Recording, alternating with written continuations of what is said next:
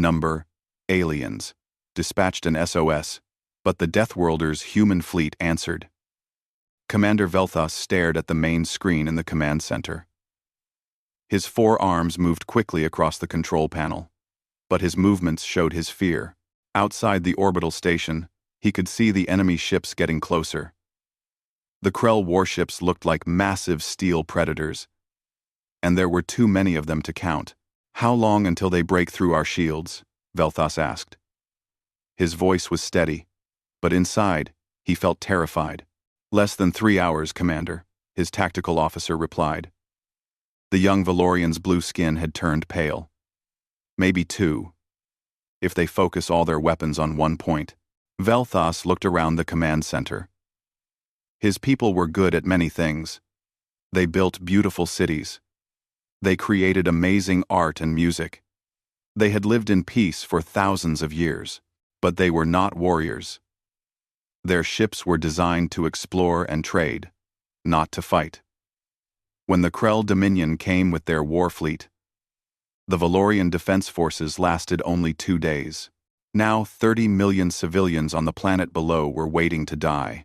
"Send the distress signal again," Velthas ordered. "Broadcast it on all frequencies. Someone must hear us." They had been sending the emergency call for 6 hours. The message was simple and desperate. It said they needed military help immediately. The colony world of Thesara 9 was under attack. They could not defend themselves. They needed allies to come save them.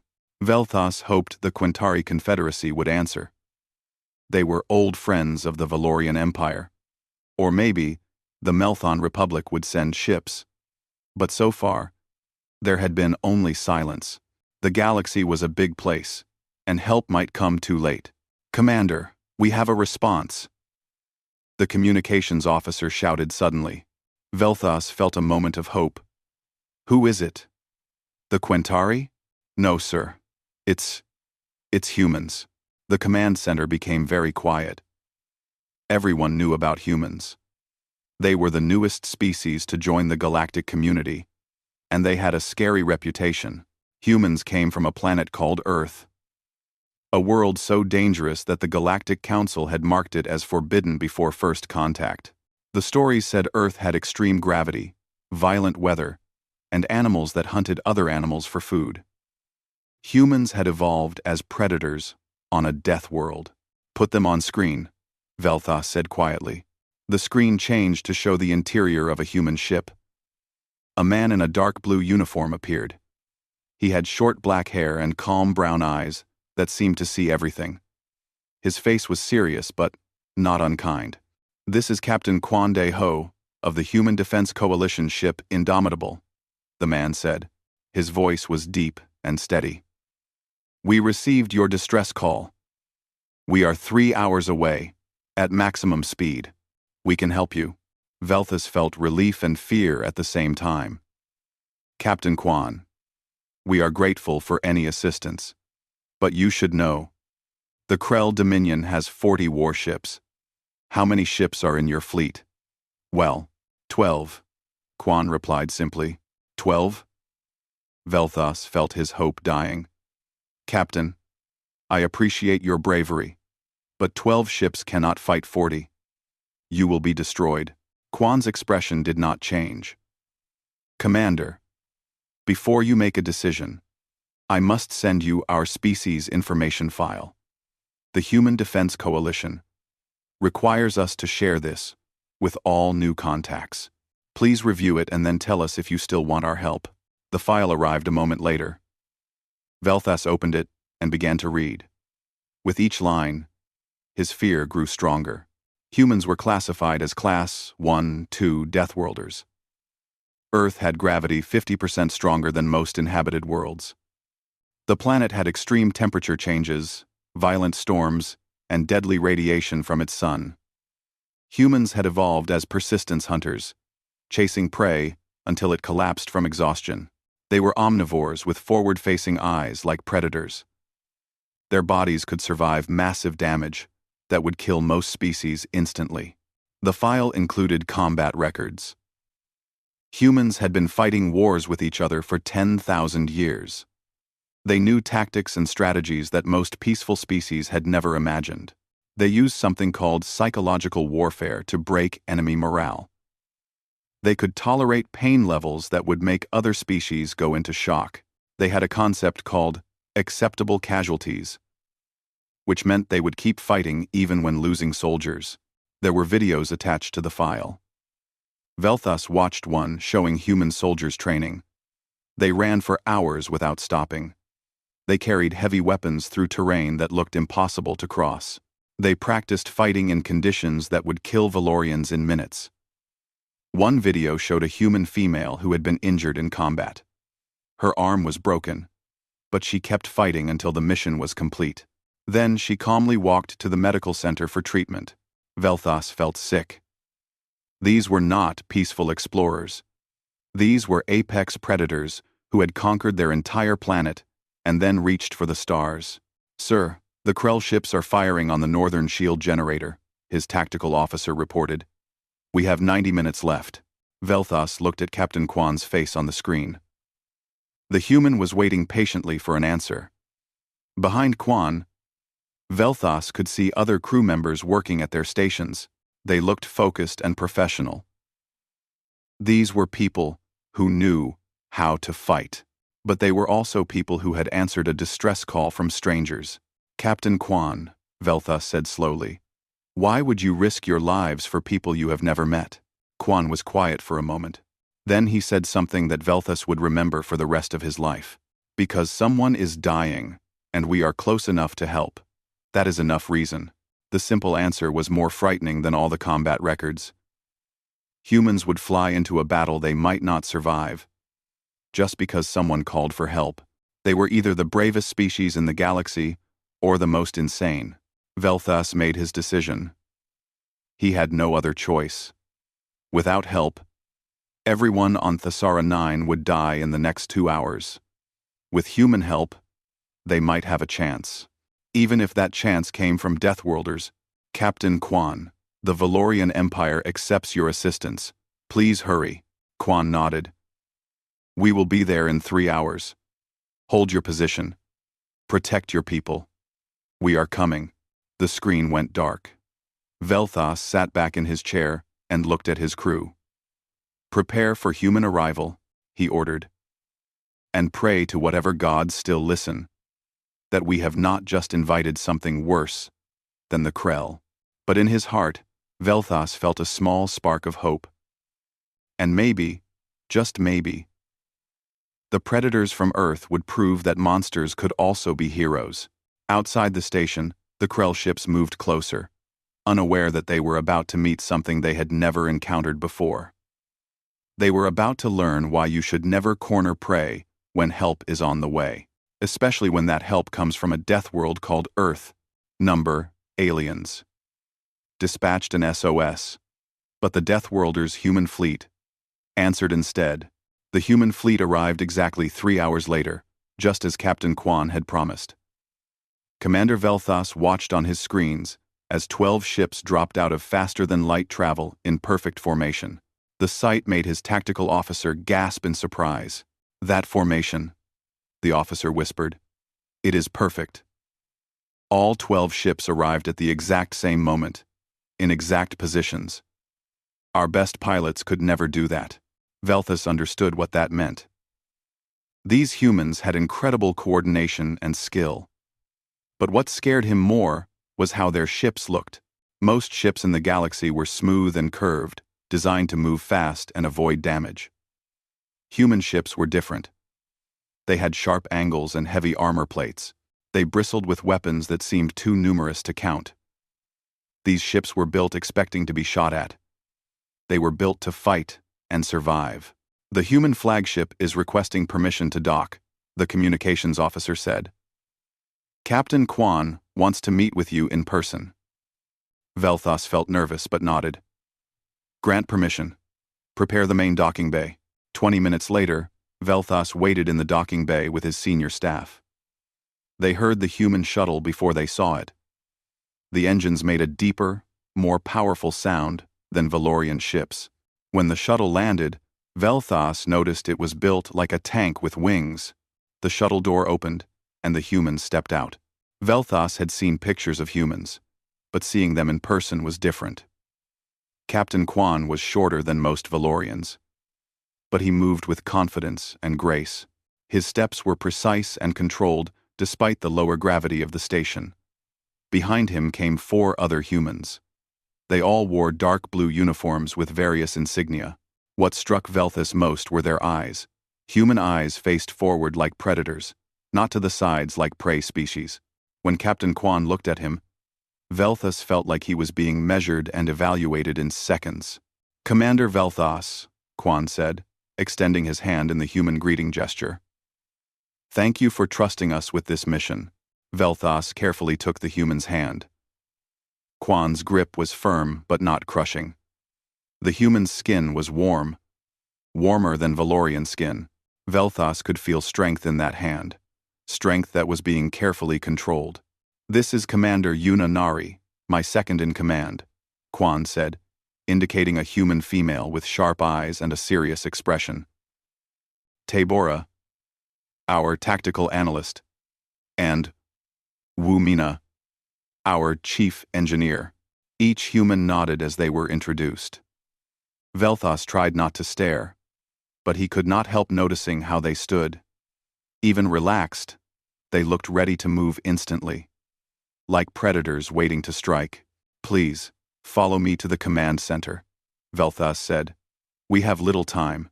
As they walked through the station corridors, Vel'Thas saw his people stopping to stare at the humans. Some Valorians moved away quickly, fear clear on their faces, but the humans seemed not to notice or care. They kept their attention on their surroundings, always watching, always aware. In the command center, Vel'Thas brought up tactical displays showing the Krell fleet. 40 warships, he explained. "They have been bombarding our shields for hours. We estimate 30 minutes before they breach the defenses. Once they do, they will destroy our orbital platforms and then attack the surface." Captain Quan studied the displays carefully. Commander Yuna stood beside him, her eyes moving quickly over the data. The tactical analyst, Tabora, pulled out a small device and began taking measurements and notes. "What about evacuation?" Yuna asked. "Impossible," Vel'Thas replied sadly. "We do not have enough transport ships. Most of our fleet was destroyed in the first attack. Even if we had ships, the Krell would destroy them before they could escape." "How many civilians on the planet?" Quan asked. 30 million, mostly families, children." Quan's expression became harder. He looked at Yuna, and something passed between them without words. Then, he turned to Vel'Thas. "Tell me about Krell battle tactics. How do they fight?" Vel'Thas was confused by the question. "They use overwhelming force. Their ships are heavily armed. They form a wall formation and advance together, firing all weapons. Their strategy is simple but effective. They have more ships and more firepower, so they win through pure strength." To Vel'Thas's surprise, Quan smiled. It was not a happy smile. It showed teeth, and it made Vel'Thas think of predators about to hunt. "They fight like they have never met someone who fights back dirty," Quan said. He turned to his team. "Opinions?" The engineer, Wu Mina, spoke up. "Their shield generators are standard military grade. Strong against direct hits, weak against rapid multiple impacts from different angles.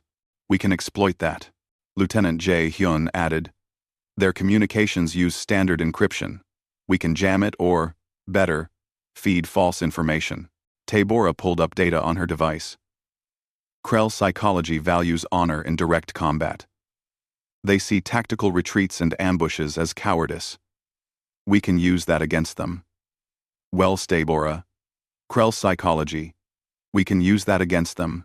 Vel'Thas listened in growing confusion and concern. The humans were talking about tactics he had never heard of. Jamming, communications, psychological warfare, fighting, dirty. These were not honorable battle strategies. "Captain Quan," Vel'Thas said carefully, "you have only 12 ships. Even with clever tactics. How can you defeat 40 warships? Quan looked at him with those forward-facing predator eyes. Commander, humans have been fighting wars for 10,000 years. We have fought each other in every terrain, every condition, every possible scenario. We learned a long time ago that the side with more ships does not always win. The side with better strategy and willingness to do whatever it takes usually wins. What are you suggesting? Velthas asked. We are not going to defend the planet, Quan said calmly. We are going to attack their fleet. Velthas felt his blood turn cold. That is suicide. No, Yuna said firmly. That is tactics. They expect you to defend. They expect a static battle where their superior numbers give them advantage. We will do what they do not expect. Quan moved to the tactical display and began pointing. We will use the debris field from your destroyed ships as cover. We will deploy electronic warfare to blind their sensors. Then we will target their command ship. Without coordination, their fleet will become confused and vulnerable. But how will you reach the command ship? Velthas protested. It is in the center of their formation, protected by layers of escorts. Engineer Wumina smiled, and Velthas noticed she also showed teeth when she smiled. We go fast. Human ships can accelerate harder than most species can survive. Our inertial dampeners are deliberately less effective than galactic standard. Why would you make them less effective? Velthas asked, confused. Because humans can tolerate higher G-forces than most species, Tabora explained. It gives us a speed advantage.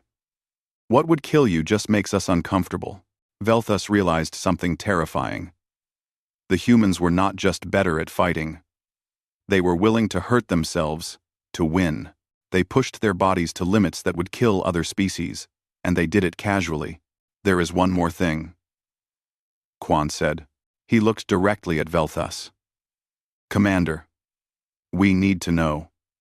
Will your remaining ships fight with us? We can do this alone, but it will be easier with your help. Velthas thought about his people. They were not warriors. They were scientists and artists and farmers.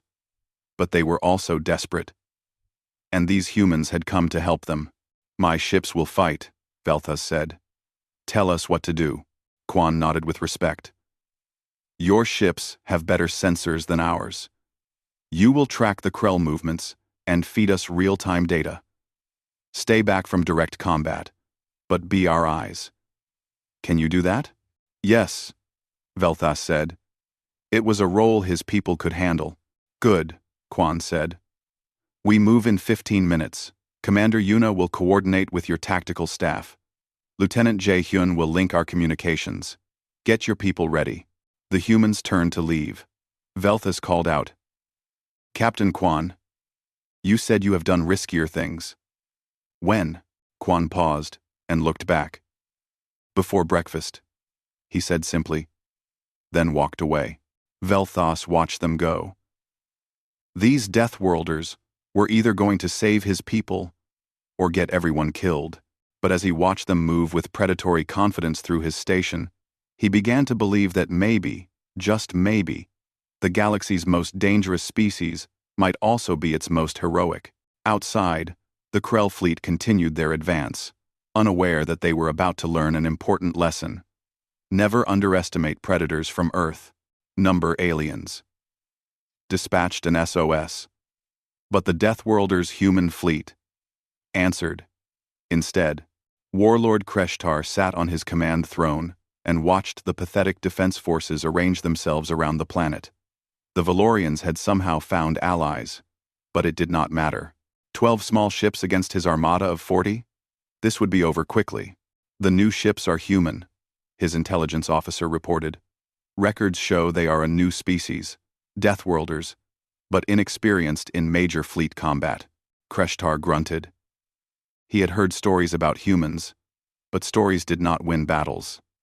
Ships and weapons won battles, and he had both in overwhelming numbers. Advance in standard wall formation, he ordered. Crush them. The Krell fleet moved forward like a massive hammer. 40 warships in a tight formation, all weapons pointing forward. It was a simple strategy, but it had conquered 17 star systems. Overwhelming firepower applied to one point. Nothing could stand against it. In the human flagship, Captain Quan watched the Krell approach on his tactical display. Around him, the bridge crew worked calmly and efficiently. There was no panic, no fear, just focused professionals doing their jobs. "Woo, Mina, status on the Surprise?" Quan asked. The chief engineer smiled. "All deployed and ready, Captain." The Krell flew right past them without noticing. Jae-hyun, electronic warfare ready? Ready, sir. Waiting for your signal. Yuna, are our teams in position? Commander Yuna checked her displays. Captain Taewon reports his squadron is ready. All ships are green. Quan nodded. Velthas? Are you getting clear readings? On another screen, Commander Velthas appeared from his orbital station. Yes, Captain. Our sensors show the Krell fleet is maintaining formation. They are confident, maybe too confident. Good, Quan said. Remind your people to stay back. This is going to get violent fast. All ships, this is Quan. Execute Operation Hornet's Nest. Throughout the human fleet, crews moved with practiced precision. They had trained for scenarios like this hundreds of times. The fact that they were outnumbered meant nothing. Humans had always been outnumbered. By nature, by other tribes, by circumstances. They learned long ago that numbers alone did not determine the winner. Activating electronic warfare, Jae-hyun announced. His fingers moved quickly over his controls. Jamming their sensors now. Across the Krell fleet, sensor screens suddenly filled with static and false readings. Ship captains shouted in confusion as their instruments showed contradictory data. What is happening? Kreshtar roared. Fix the sensors. It is jamming, Warlord, his technical officer reported. Someone is broadcasting interference across all our frequencies. Before Kreshtar could respond, the debris field around them suddenly came alive. Small objects that the Krell had dismissed as wreckage activated. Dozens of missile pods that the humans had quietly deployed hours ago opened fire. But they did not fire at the Krell ships. They fired at the debris itself. Chunks of destroyed Valorian ships exploded into thousands of fragments. The fragments, accelerated by the explosions, became a deadly cloud of shrapnel, traveling at incredible speeds. The cloud slammed into the Krell formation's forward shields. Individually, each fragment was harmless. But thousands of impacts happening in seconds overwhelmed the shield generators. Warning alarms blared throughout the Krell fleet as shields fluctuated and failed across multiple ships. Now, Quan ordered. 6 human ships led by Captain Tae-1 suddenly accelerated to attack speed. They moved faster than any Krell captain thought possible. The G-forces would kill most species. But humans could survive it. Even if it hurt, the 6 ships did not attack from range. They flew directly into the Krell formation, weaving between the larger warships. At close range, the Krell's superior numbers meant nothing. Their own ships blocked each other's firing solutions. But the smaller, faster human ships had clear shots. Human railguns fired. The primitive kinetic weapons were dismissed by most advanced species, but they were devastatingly effective. Solid metal slugs traveling at relativistic speeds punched through weakened Krell shields and tore into armor. They are inside our formation, a Krell captain screamed over the communications. We cannot get clear shots without hitting our own ships. Pull back and reform, Kreshtar ordered. But with their sensors jammed and ships in close combat, his orders created more chaos than clarity. While half the human fleet engaged in close combat, Captain Quan and 6 other ships did something unexpected. They went completely silent. Engines cold. Weapons powered down. They drifted among the debris, becoming invisible to the confused Krell sensors. Commander Velthas watched from his station in amazement. Captain Quan's ship has disappeared from our sensors. How is that possible? Tabora, the human tactical analyst who had stayed to coordinate with the Valorians, explained. We are hiding among the debris. The Krell think we are damaged or destroyed. They are wrong. Quan waited in the silent ship. Around him, his crew barely breathed. This was the patience of the persistence hunter. Humans had evolved chasing prey for days, waiting for the perfect moment to strike. That instinct served them well in space combat. On the Krell command ship, Warlord Kreshtar was furious and confused. Half his fleet was engaged in chaotic close combat. The other half was trying to restore sensor function and reform their lines. In the confusion, he moved his command ship forward to better coordinate the battle. It was the opening Quan had been waiting for. All power to engines and forward weapons, Quan ordered quietly. Target their command ship. Wu Mina, I need everything you can give me. Diverting life support, secondary systems, everything, Mina replied. You will have full power for exactly 90 seconds. After that, we overheat. 90 seconds is enough. All ships, attack formation, Delta. Go. The human flagship and its escorts erupted from the debris field like predators from ambush. Their engines burned at maximum power, pushing them to speeds that made the crew groan under the G-forces. In seconds, they crossed the distance to the Krell command ship. Kreshtar saw them coming too late. Evasive maneuvers, he shouted, but the massive command ship was too slow. The human flagship opened fire with everything it had. Railgun rounds slammed into the command ship's shields at point-blank range. The shields, designed to stop energy weapons, shattered under the kinetic impacts. At the same moment, Lieutenant Jae-hyun broadcast a message on all Krell frequencies. He had studied Krell psychology carefully. He knew what would hurt them most. Warriors of the Krell Dominion, the message said in their language.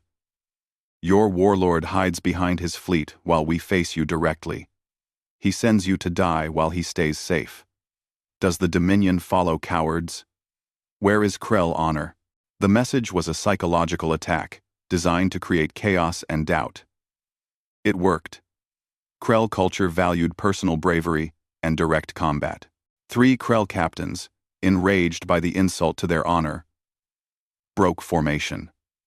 They charged at the human fleet to prove their courage, leaving gaps in the defensive line. Exploit those openings, Yuna commanded across the human fleet. Teams 2 and 4 target the ship's breaking formation. The human fleet operated like a pack of wolves. They communicated through quantum-linked systems that could not be jammed. They supported each other, covered each other's weaknesses, and targeted the enemy's mistakes with ruthless efficiency. Kreshtar's command ship was crippled, burning and venting atmosphere. His fleet was scattered and confused. Individual Krell captains were making reckless attacks to restore their honor, which only made the situation worse. Retreat, Kreshtar finally ordered, his pride shattered. All ships, retreat. But retreating from humans was not easy. The predator instinct in them did not let prey escape easily. The human fleet pursued, harrying the Krell ships, forcing them to keep running.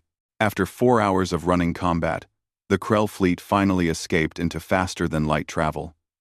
They left behind 12 destroyed ships and countless damaged ones. The humans had lost no ships, though several were heavily damaged. On the bridge of the flagship, Captain Quan finally allowed himself to breathe normally.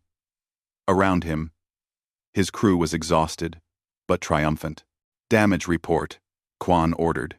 Hull breaches on decks 7 and 9, shield generators at 20%. Engines overheated but functional. We need repairs but nothing critical. Woo, Mina reported. Casualties? 17 injured, none critical. No deaths. Yuna replied. Quan nodded. 17 injured. Was 17 too many? But it could have been much worse. Send medical teams to help the Valorian wounded. Jae-hyun. Send a message to Commander Velthas. Thesara 9 is secure. On the orbital station, Velthas received the message and felt his legs weaken with relief. They had survived. 30 million people below on the planet had survived, because 12 human ships had answered their call. He watched through the view screens as human ships moved among the debris, searching for survivors and offering aid to damaged Valorian vessels. These Deathworlders, these predators from a hell world, were saving lives. Vel'Thas realized that the galaxy had been wrong about humans. Yes, they were dangerous. Yes, they were deadly fighters. But they were also protectors. They had every reason to stay away from this battle. But they came anyway, because someone called for help, and they were close enough to answer. Number aliens. Dispatched an SOS. But the Deathworlders' human fleet answered instead. 2 days after the battle, Commander Vel'Thas received permission to board the human flagship. He needed to personally thank Captain Quan and his crew. The Valorian High Council had sent him specific instructions on proper gratitude protocols, but Vel'Thas wanted to do more than follow protocol. He wanted to understand these strange saviors. The shuttle ride to the human ship made Vel'Thas nervous. When he docked and entered the Indomitable, the first thing he noticed was the gravity. It felt like wearing a heavy suit made of stone. Every step took effort. This was what humans called normal. He could barely walk, but he saw human crew members moving easily through the corridors, carrying equipment, going about their duties without strain. Commander Vel'Thas, a voice called. Commander Yuna Nari approached with easy grace despite the crushing gravity. Welcome aboard. The captain is expecting you. As Yuna led him through the ship, Vel'Thas observed everything. The corridors were wider than necessary, probably to accommodate damage control equipment during battle. The walls had reinforced panels. Everything was designed with the assumption that the ship would be hit, damaged, and need to keep fighting. He saw crew members working on repairs. One human was welding a damaged section, sparks flying everywhere. The man's arms showed burn scars, old ones, suggesting this was not his first battle injury. But he worked calmly and efficiently. Your crew seems remarkably calm for people who just survived a major battle, Vel'Thas observed. Yuna glanced at the working crew. This is what we train for. Fighting is not new to us. It is part of who we are. They passed the medical bay, and Vel'Thas paused. Through the open door, he saw the injured crew members. Some had broken bones. Others had serious burns. But they were laughing and talking with each other, their morale high despite their injuries. One young man, his leg in a support brace, was arguing with the doctor. I can walk fine, Dr. Hana. Let me go back to my station. The doctor, a woman with tired eyes but a firm expression, shook her head. Your leg is broken, Jae-hyun. You are staying here for another day. I finished my entire shift with this broken leg, Jae-hyun protested. What is one more day of work? Vel'Thas felt shock. That is Lieutenant Jae-hyun, the communications officer. He was injured during the battle. His station took a hit during a Krell counterattack, Yuna explained. Broke his leg when he was thrown against the console. He kept working until the battle was over, then reported to medical. He worked with a broken leg? Vel'Thas could not understand. A broken bone would put a Valorian in a medical coma for days. Adrenaline helps, Yuna said simply. When humans are in danger or protecting others, our bodies release chemicals that suppress pain and increase strength. It is an evolved survival trait. They arrived at the captain's ready room. Captain Quan stood when Vel'Thas entered, gesturing to a chair. Vel'Thas noticed the chair had been adjusted for his lower gravity tolerance. A small gesture, but thoughtful. Commander Vel'Thas, please sit, Quan said. Can I offer you anything? Water? Food? No. Thank you, Vel'Thas said. He looked at Quan carefully. The human captain looked tired but not defeated. Captain, I came to thank you. You saved 30 million lives. My people owe you a debt we can never repay. Quan shook his head. You owe us nothing. We did what anyone should do. You called for help, and we answered. Not anyone, Vel'Thas said quietly. We sent distress signals to 6 different species. Only you responded. And you risked your lives for people you had never met. That is what military service means to us, Quan replied. We protect those who cannot protect themselves. Vel'Thas wanted to understand. Captain, I have reviewed the battle recordings. Your tactics were brilliant, but they were also extremely dangerous. You could have been killed. All of you could have been killed. Why take such risks? Quan was quiet for a moment. Then he stood and walked to a wall panel. He pressed a control, and the panel slid aside to reveal a memorial. Names were carved into the metal, thousands of them. Small lights glowed next to each name. Every human who died serving in the Defense Coalition, Quan explained. We remember them all. Every single one. Velthas approached the memorial, reading the names. War is costly, Quan said softly. We know that better than most species. Earth's history is filled with conflicts. We fought each other for thousands of years before we finally united. We know exactly how terrible war is. We know the cost. Then why fight at all? Velthas asked. Because sometimes not fighting costs even more, Quan replied. If we had ignored your distress call, 30 million people would have died. That is not acceptable to us. We will risk our lives to prevent that. Velthas understood something then. Humans were not bloodthirsty monsters who loved violence. They were people who had learned, through terrible experience, that sometimes violence was necessary to protect others. They did not enjoy it. They mourned their losses, but they did it anyway. Captain, I must tell you something, Velthas said. The Krell will return. They do not accept defeat easily. Our intelligence suggests they are gathering a larger fleet for revenge. They will target not only Thesara 9 but also your colonies in retaliation. Quan nodded. We assumed as much. We are preparing for it. Then I have a proposal from the Valorian High Council, Velthas continued. We want to form a formal alliance with humanity. We can offer you our advanced energy shield technology, our medical knowledge, our agricultural science. In exchange, we ask for your protection and, he paused, the words difficult to say, military training. Teach us to survive in a galaxy that is not as peaceful as we believed. Quan studied Velthas carefully. Commander, you understand what you are asking? If we train your people for war, you will change. Your culture will change. There is no going back from that. I know, Velthas said. But the alternative is extinction. We have lived in peace for so long that we forgot others do not share our values.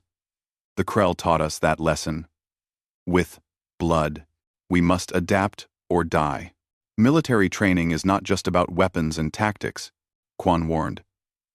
It is about accepting that sometimes you must hurt others to protect what you love. It is about making hard choices. It changes how you see the galaxy. I understand, Velthas replied. Better to change and survive than remain the same and perish. Quan extended his hand again. Then the Human Defense Coalition accepts your alliance proposal. But I have conditions. What conditions?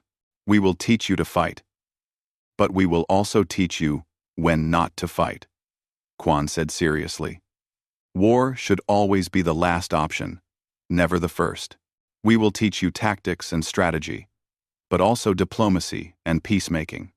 We learned the hard way that being good at war does not mean you should use it for everything. Velthas took the human's hand, feeling the warm, strong grip. Agreed. When do we start? Tomorrow, Quan replied. We have less than a month before the Krell return, based on your intelligence. We need to fortify this system and train your forces as much as possible in that time. Over the following days, Velthas watched as humans and Valorians worked together. Engineer Wu Mina collaborated with Valorian scientists to integrate shield technology with human armor designs.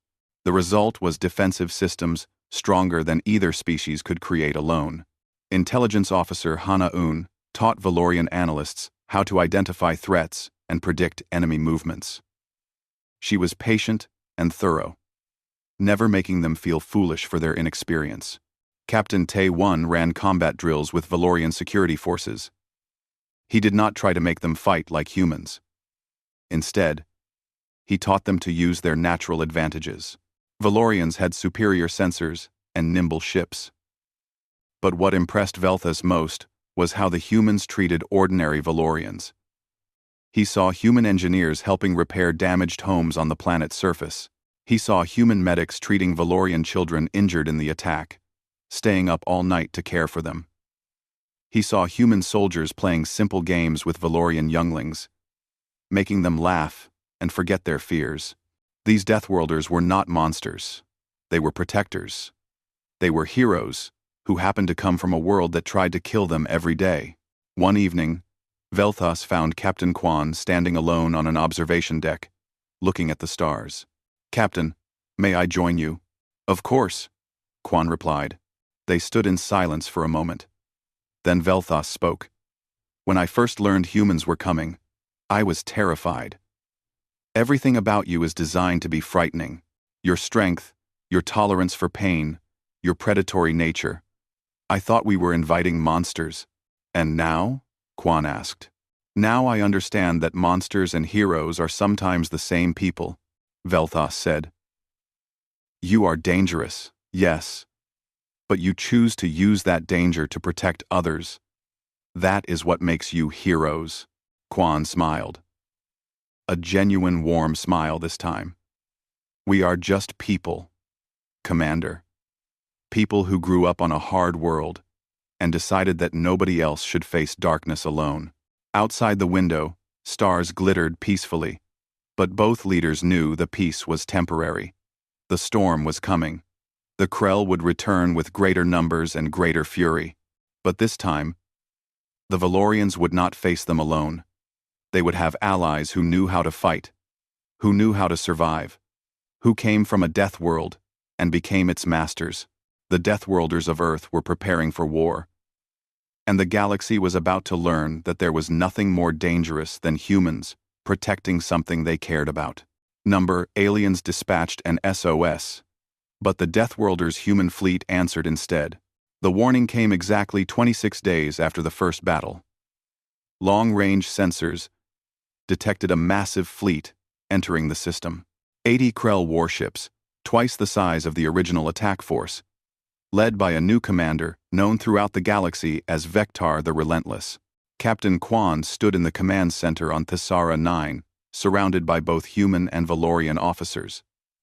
The weeks of preparation had transformed the colony world into a fortress. Human engineers had built defensive platforms. Valorian scientists had upgraded shield generators. The two species working together had created defenses stronger than either could manage alone. "They are broadcasting a message," Lieutenant Jae-hyun reported, his leg now healed. The voice that came through the speakers was deep and filled with hatred. "This is Warlord Vectar of the Krell Dominion. We know the humans are there. Surrender the Deathworlders to us, and we will spare the Valorian colony. Refuse, and we will reduce your world to ash. You have 1 hour to decide." The command center became silent. Every Valorian officer looked at Commander Velthas. They knew what was being asked. Give up the humans who had saved them, or face total destruction.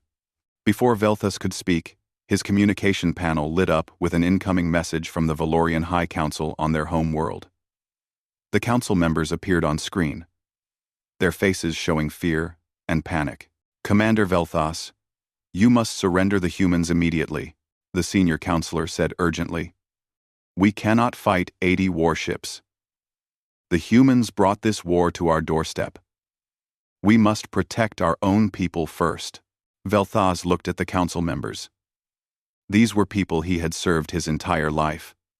They were good people, but they were afraid. They did not understand what they were asking. "No," Velthas said quietly. "What?" the counselor gasped.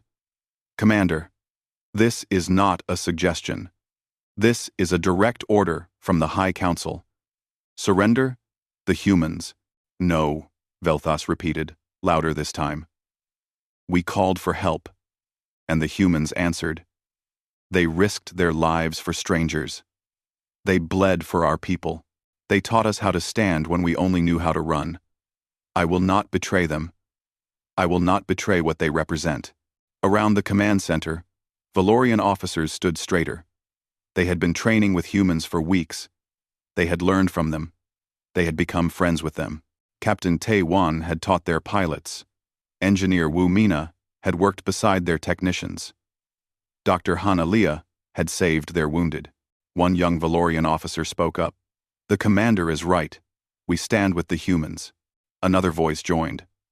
"We stand together." More voices, human and Valorian alike. "We stand together." The counselor on the screen looked shocked and angry. "You are all fools. You will die for this decision." Velthas looked at Captain Kwan, who had remained silent during the exchange. The human captain nodded with respect, and perhaps a little pride. "Perhaps we will die," Velthas said to the council. "But we will die with honor, standing with those who stood with us. That is better than living as cowards who betray their friends." He closed the communication link. Captain Kwan stepped forward and addressed everyone in the command center. "Thank you, all of you. But I want to be clear. This will not be like the last battle. The Krell have more ships and a better commander. Some of us will not survive. I am giving every human here the option to evacuate. No shame in choosing to leave." Not a single human moved. Commander Yuna smiled slightly. "Captain, with respect, where would we go?" "This is where we are needed." Kwan nodded. He had expected nothing less. "Then we fight. Yuna, coordinate with Commander Velthas. Get our forces in position. Tae-1, take your squadron to the southern defense line. Wu Mina. I need every system running at peak efficiency. Jae-Hyun, prepare our surprise for the Krell. Hana-Un, broadcast our response to Warlord Vektar." The intelligence officer opened a communication channel. Kwan spoke clearly and firmly.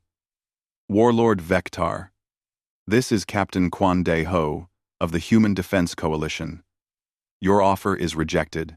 The Valorian people have chosen to stand with us, and we stand with them. If you want this world, you will have to go through us first. And I promise you, we will make you pay for every meter." The response came quickly, filled with rage.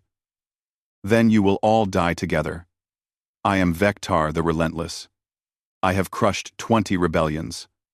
I have destroyed countless fleets. You are just 12 human ships and some pathetic Valorian defenders. You cannot win." "Maybe," Kwan replied calmly. "But you clearly have not been paying attention to human history. We do not need to win. We just need to make you regret attacking people we protect. And we are very, very good at that." The Krell fleet advanced. But this time, they were cautious. Vektar had reviewed the records from the first battle. He knew humans were dangerous. His fleet moved slowly, scanning for traps, maintaining tight formation. They found a system transformed. Defensive platforms floated in carefully planned positions. Mines drifted in the approach corridors. Sensor networks covered every approach vector. The humans and Valorians had turned Thesara 9 into a fortress. "They have been busy," Vektar's tactical officer observed. "It does not matter," Vektar growled. "We have 80 ships. Begin the bombardment. Destroy everything." The Krell fleet opened fire. And the battle began. Energy beams and missiles filled space. The defensive platforms returned fire. Their weapons a mix of human and Valorian technology. Shield generators flickered and glowed under the assault. But the defenders were not trying to stop the Krell. They were trying to slow them down and channel them into specific approach routes. Just as Kwan had planned. "They are taking the bait," tactical analyst Tabora reported. "The Krell are concentrating their fleet along the northern corridor." "Good," Kwan said. "Wu Mina, activate the surprise."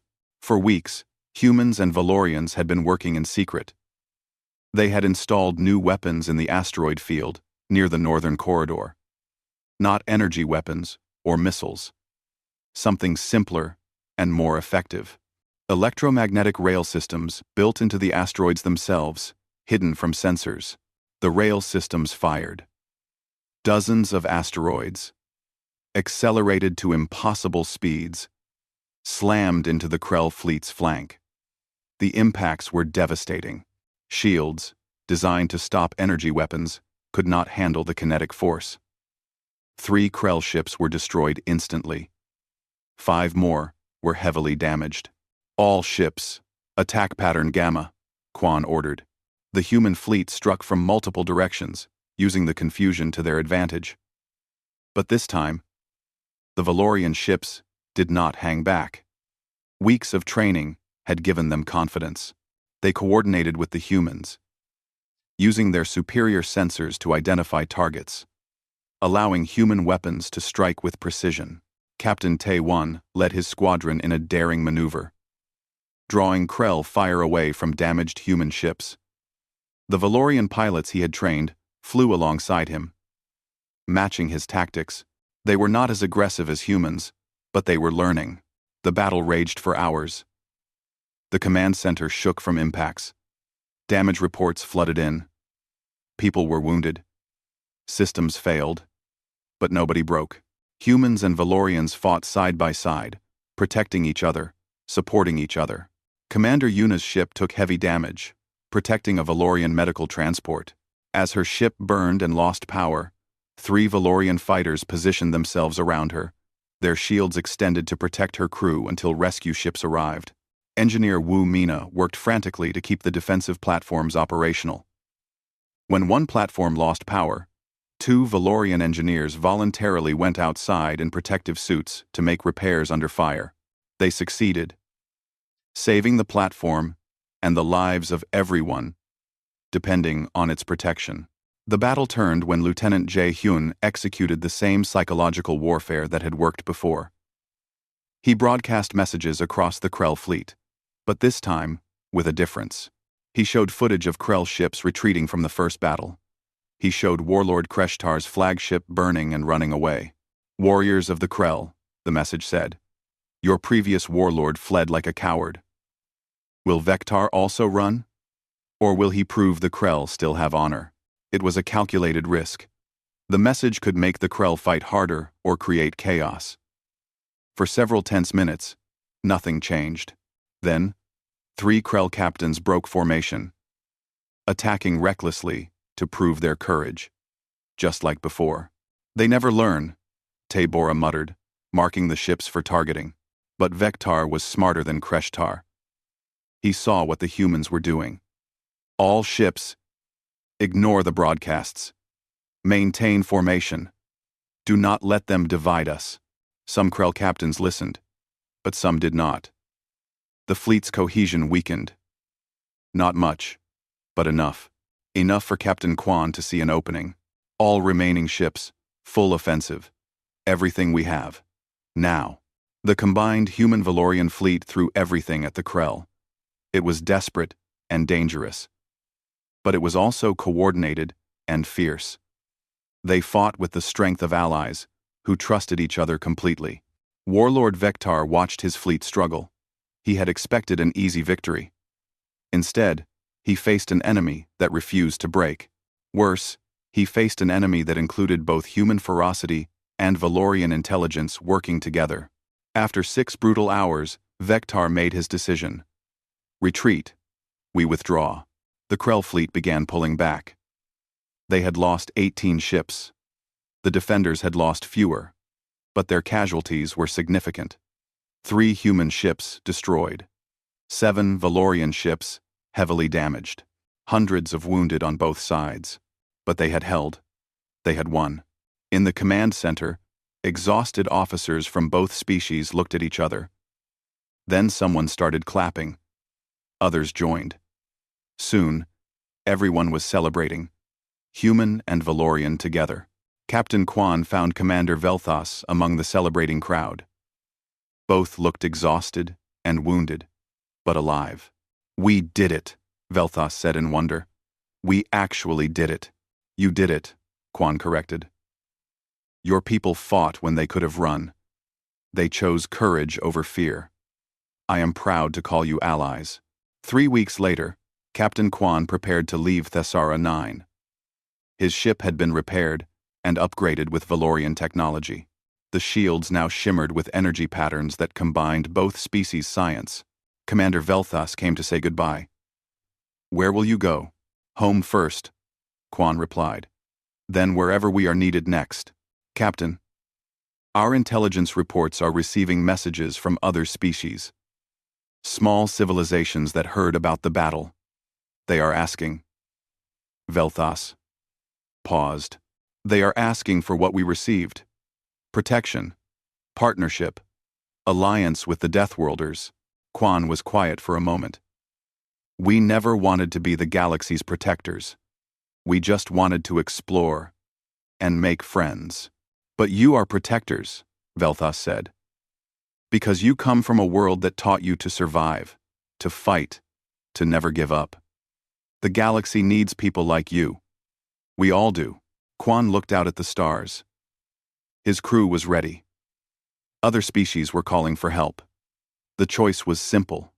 "Really? Send me the coordinates of those who need help," Quan said. "We will answer their calls. All of them. Because that was what humans did." Someone called for help, and they answered. They did not ask if it was safe, or profitable, or easy. They just answered. It was who they were. The Indomitable departed Thesara 9, heading into the vast galaxy. Behind them, humans and Valorians worked together to build a future based on trust and mutual protection. And across the stars, other species watched and hoped. The Deathworlders of Earth were coming.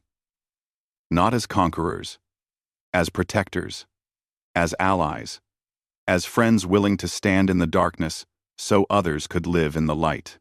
The galaxy would never be the same.